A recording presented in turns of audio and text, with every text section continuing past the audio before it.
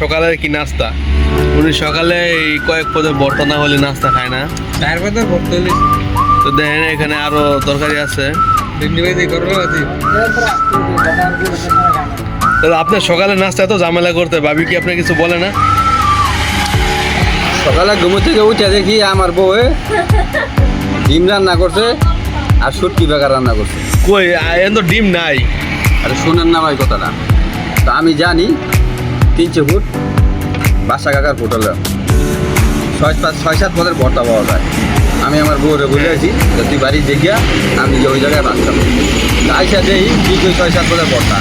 তা আমি মনে করি আপনারা সবাই এই জায়গায় আইসা ভাত খাবেন, ভর্তা 6-7 পদের পাবেন। যদি না হয় এই যে আপনারা দেখেন এই যে প্রমাণ, এই যে এখানে আছে আপনার শুকা ভাতের ভর্তা, শুটকির ভর্তা, লাউ পাতার ভর্তা। আচ্ছা এই জায়গায় বাকি ভেন্ডি ভাজি, শুটকির লাড়া।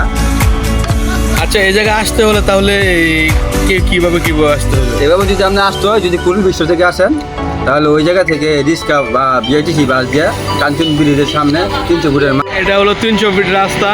এই জায়গায় কেউ আসলে এই যে এই জায়গায় এই যে হোটেলের লোকেশন।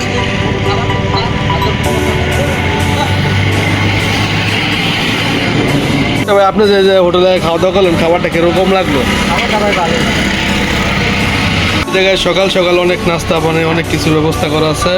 আপনারা সকাল সকাল আসলেও ভালোভাবে খাওয়া দাওয়া করতে পারবেন। ফাইনালি আমিও বসে পড়লাম খাইতে। তো দেখলাম যে খাবারটা অনেক টেস্ট। আপনারা আসবেন, খাওয়া দাওয়া করবেন, খুব ভালো লাগবে।